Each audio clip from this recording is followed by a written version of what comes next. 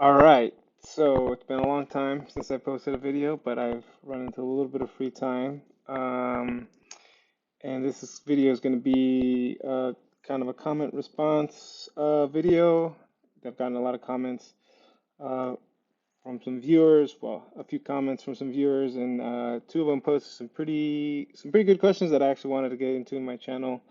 Um, I was going to do a progression in my channel, but I just wanted to get this video out there and answer these questions for everybody who might be interested. And that is timeline as far as um, how long it's going to take for you to drop a packet, get accepted, go through training, and then selection of your aircraft, which is the other thing I want to touch on this video is how do you actually choose which Army aircraft you get to fly, whether that be Blackhawks, Apaches, or Chinooks. And that depends on whether or not you're Guard or Reserves or active duty. And I'll get into that a little bit later during this video.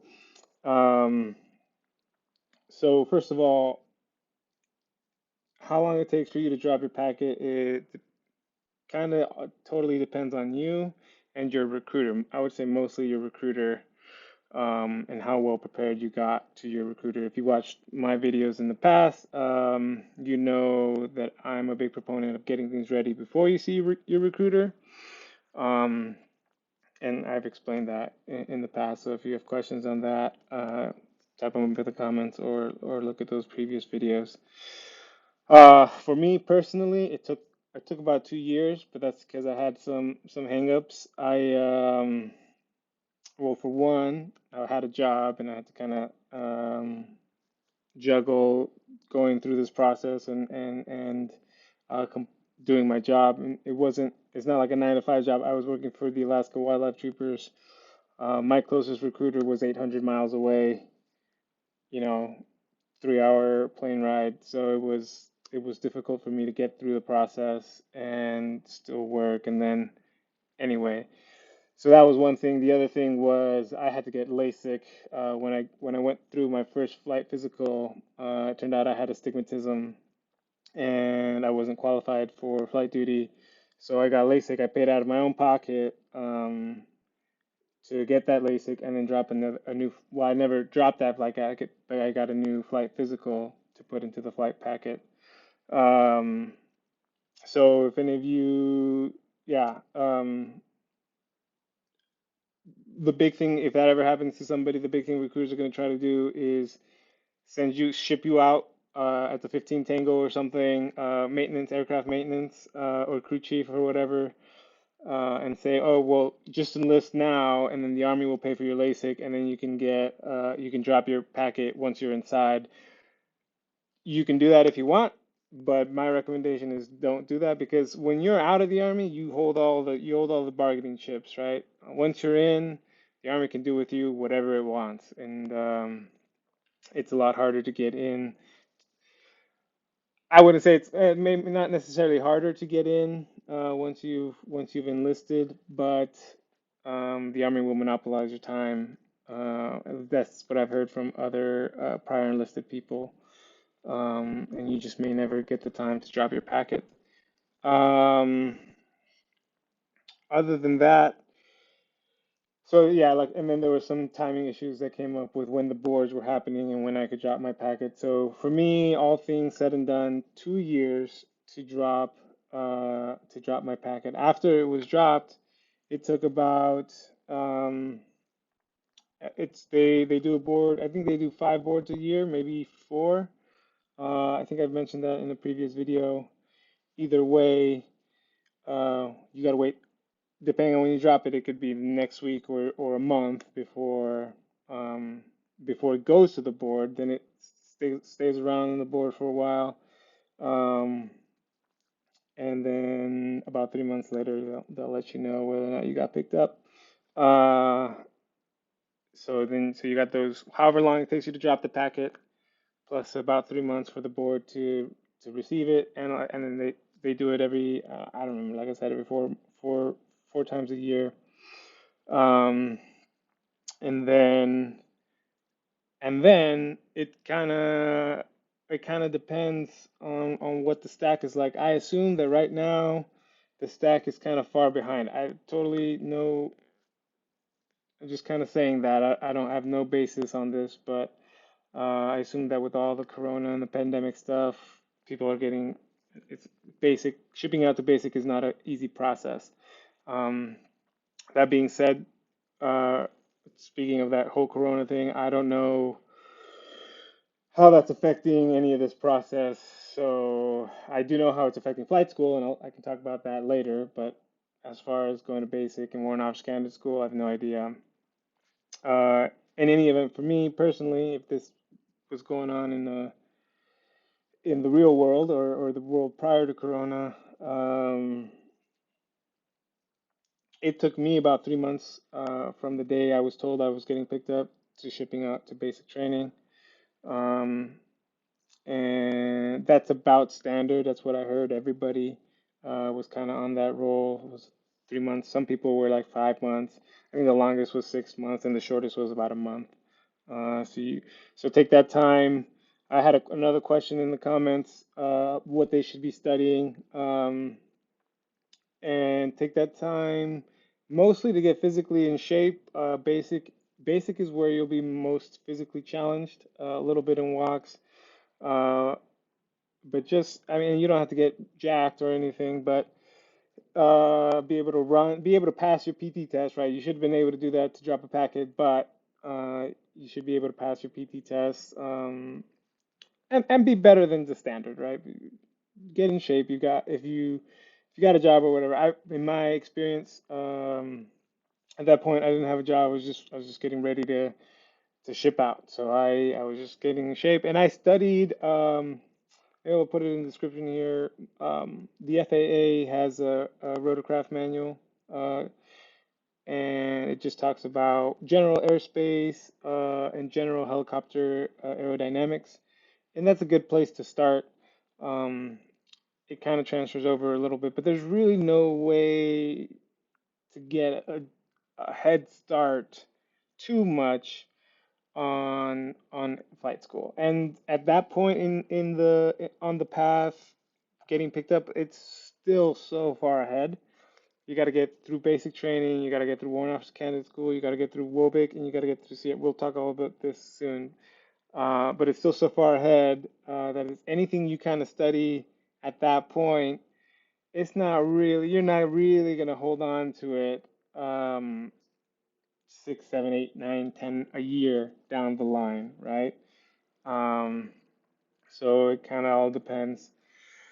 In any event, so we've got 2 years to drop a packet. That's on the long side. About 3 months to get from being told you're going to get picked up to shipping out. Basic training is 4 months. And then from basic training, you go to warrant officer candidate school. Here again, I got delayed. Um, Long story short, I was my security clearance didn't go all the way through. They were still working on it. It's not that I had anything crazy. It's just they hadn't completed it by the time I got to um, Warren Arps Candidate School, and that was actually pretty often. There was about 3 people that I shipped out with from other basics. We were supposed to start in the same walks class, but they didn't have security clearances completed either. And so they were all waiting around. I had to wait around for October, November, December. I had to wait around for 4 months. It doesn't happen to everybody. Could happen to you, and it could be longer than 4 months. I can't say. But there's a little holdover period there. So again, but walks is only 5 weeks. It's a quick down and dirty course. Uh, After which you pin your bar with a square in it. You're a warrant officer, and then you go off to what's called warrant officer basic course, um, which is kind of just what a warrant officer does in very and specifically in aviation in a very broad and general sense. And honestly, at this point in time, I couldn't tell you one thing other than property book management, what I learned in that course. So it'll go by quick. It's kind of nice. It's an easy course. It's not hard at all. Oh, I do remember enemy vehicle identification and friendly vehicle, just basically vehicle identification, where you just look at flashcards of pictures of vehicles and you have to be able to identify them. That's one thing that sticks out in my mind.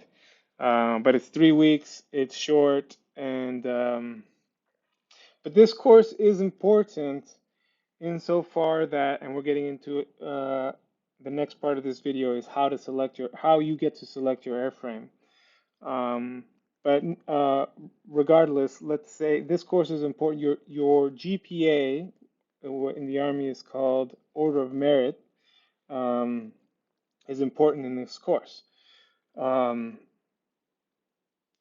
yeah, so we'll go into it. So if you're active duty, if you sign on as active duty, how you select your airframe is dependent on how many points you get throughout Warrant Officer Basic Course and what they call Initial Entry Rotor Wing School, which is like um, everybody learns on the trainer helicopter, which is a UH-72 Lakota, and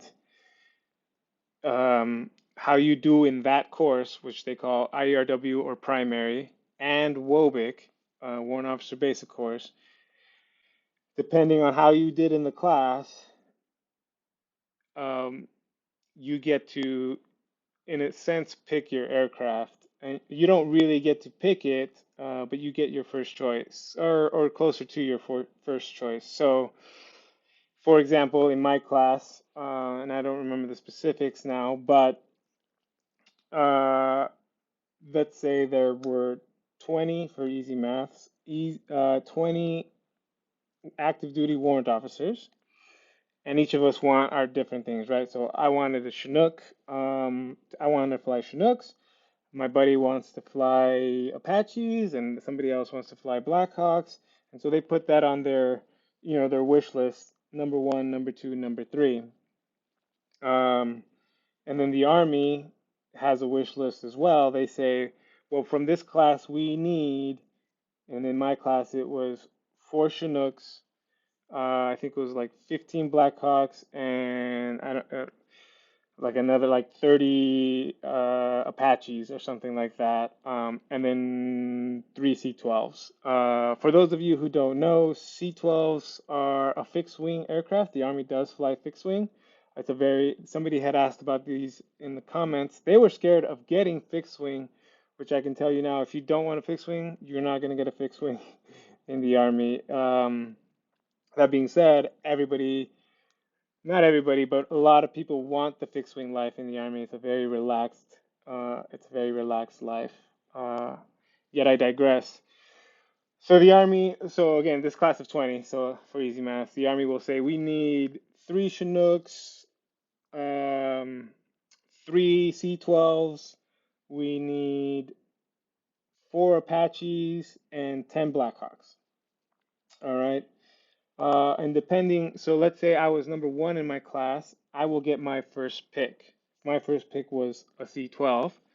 They have 3 C-12s available, so I take 1 C-12. The next person in the class, his first pick was a Blackhawk, so he will take 1 Blackhawk slot, and so on and so forth. Uh, let's say 4 people already picked the Apaches, and the fifth person wanted an Apache. He doesn't get one because the Army ran out of slots. Now he gets his second choice, which was Blackhawks, right? Um, and so, depending on how you do in the class, you may or may not get your first choice. But the higher up you are in the class, the greater the chances are that you will get that choice. Now, that being said, the only way you're guaranteed your first choice is to be number one in the class.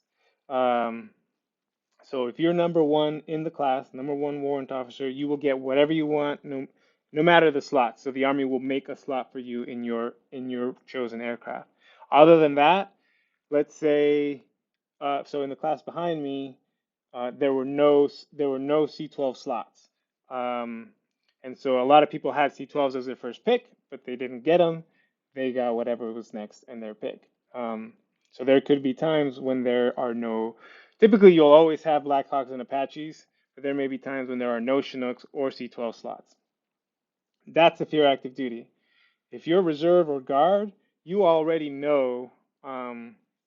what you're coming to flight school for. The guard unit will already have that reserve. So the joke in flight school is that the guard, they take it easy. They just need to get a 70 to pass, and it's true. They already know what aircraft they're going to fly, so there's no competition for them. Um, and yeah, reserve or guard, they don't really care. And that affects active duty. And so if there are four Chinook slots, for example, for a class, guard will take up those slots. So in my class, for example, there were two guard people who took those two Chinook slots, and there were only two slots left for active duty. Um, and so it does kind of interplay with each other. Um, so that is how you choose or how your airframe gets chosen. Um, so it's important to do your best in Wobik, even though it's not part of flight school specifically. It does affect or what aircraft you choose or given in the end if you're active duty. After Wobik, you go through 3 weeks of SEER school, which is survival, evasion, resistance, and escape, which is basically how to survive in if you get shot down in behind enemy lines, right? Or not behind enemy lines. Let's say you were doing a cross country trip from somewhere to somewhere, and you have to land, and nobody can get you for a couple of hours or whatever. Um, just how to survive in the woods, kind of thing. Uh, and then how to survive behind enemy lines, and then what to do if you get captured and become a prisoner of war. Really good class, great. I can't talk about anything other than that, really. But it's probably one of the best courses I've taken here in the Army. And then after that, finally after that, you get to fly the trainer helicopter, where you fly the UH-72 Lakota. Uh, and primary takes, I want to say 4 months to get through primary. And it's separated into certain stages, which I might make more videos about later. Primary stage, which is literally just learn how to fly a helicopter and be a basic pilot. It would be synonymous on the civilian side of getting your private pilot license. It's 2 weeks of that. And then it's 2 weeks, 2.5-ish weeks. And it's 2.5-ish weeks of P2, primary second. Don't ask me how they name these things. Which kind of takes it a step further, doing emergency procedures, auto rotations, run on landings, and if people have questions about that, I may make videos about that. But it just takes that private pilot license a little bit further. After P2, you have a month of instruments, just all instruments flights, and that's in the simulator, and you become an instrument rated pilot. I had a lot of fun in instruments. It's really a great time. Depending on what time of the year you're in flight school, if you're going through the summer like I did, it's a good break from the terrible, terrible Alabama heat. Uh, After instruments, after that month of instruments, you got about 3 weeks of what are called advanced instruments, in which you take what you learned in the simulators and you apply it to the aircraft. And now you're actually flying the aircraft by instruments. And that's a lot of fun. That actually introduces you to the pilot life. I really enjoyed it because you would go to different airports, and if none of you guys have flown before or been a pilot at these small regional airports, it's a lot of fun because if you go to an airport and buy their fuel, which we do, um, a lot of times they'll have free food for you, water. The people there are so nice. It's just a cush little pilot life thing. You get to live for 3 weeks. It's fun. And then after those 3 weeks, then you get into the fun stuff. That's what we enlisted for. It's called Basic Warfighter Skills, and it's how to become an Army aviator, right? It's when you start flying at the terrain level, 200 feet at the highest, right? 200 feet above the trees, and then there are times where you'll be in between trees, doing those nap of the earth flights. A lot of fun. You start planning missions and pretending like you're gonna go pick up troops or whatever. It's army stuff. It's a great time. You have it's 6 weeks and it's split into three sections of 2 weeks. The first section is all about planning and getting things and just kind of intro into stuff. The second section is about formation flights, which is difficult but really fun. And then the third week is nights, and that's fun. Flying with night vision goggles and doing everything you've learned from primary through where you are now under night vision goggles, hover everything, doing auto rotations in night vision goggles. It's a great time. Some people hate it, some people love it. I loved it. It is difficult. It is a lot difficult, a lot more difficult than you would think. Just like everybody says, you're taking what you could see in the daytime and then shrinking it down to two paper, two toilet paper rolls, and that's all you can see out of. You can see underneath your nogs for your instruments. So it's really the best way I could describe it is a combination of VFR, visual flight rules, and IFR, because you're looking outside, but you're pretty limited, and you're heavy on your instruments. But it is a lot of fun. After that, you go through selection, which I've talked about, and you select your aircraft. It's a good time. It's a little to do. And after you select your aircraft, depending on how long the holdover wait is and whether you're guard or active duty, you go to your advanced aircraft. So Chinooks and Blackhawks will have 4 months of training. In the Blackhawk community, they front load their academics, so they do all ground school first, and then they fly for all ground school for a month, and then they fly for 3 months, and then the Apaches, I think they do the same. I'm not sure, but they have a 6 month course because after they do their 4 months of actual flight, then they have 2 more months of weapons training. Um, and the Chinook course is by far the hardest course because you have academics and flight line all smashed together. You're doing everything in 4 months, and I'm in the middle of it right now, and it is horribly hard. No time for anything. My IP, instructor pilot, um, best way I can describe it, he told me day one, if you're not sitting on the toilet and reading your dash 10, which is the aircraft, basically the manual for it, you're wrong. And so basically saying spending every waking moment studying your manuals, studying your publications and everything about it. And they do hold you to a high standard. Um, it's real. After primary is not a joke. It's difficult at times, but getting to your advanced aircraft, it really gets real. They really turn up the dial to 11. So if you're on this path, just if you're married, have children, mama's got to understand that you're not going to be a good husband. You are not going to be a good father. You are in this for 4 months. It'll be over, but you got to be ready to just do 4 months of hard, difficult work. Um, so that's basically the timeline. After that, you do another 3 weeks of WOBIC 2, just kind of a refresher of everything that you learned, and then you ship off to your unit. And so this video already has gone on almost 30 minutes, so I'm going to end it here. But basically, a quick recap. Uh, I explained how you select your aircraft. Basically, if you're active duty, you want to do as good as you can in both WOBIC and your primary school.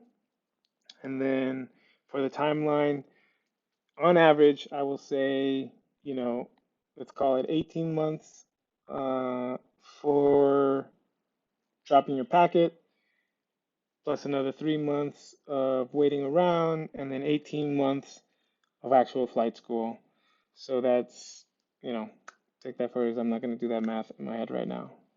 But I hope this video helps. I'm sure this video is going to spur a lot of questions, so put them in the comments, and I might have time to make another quick video like this. Um, and yeah, thank you all for watching. I'm almost to 100 subscribers, so that's pretty cool. I never anticipated that. That's also part of the reason why I decided to do this video. I felt like I should put something out. But thanks for watching, and hopefully I'll get to put out some more stuff here soon.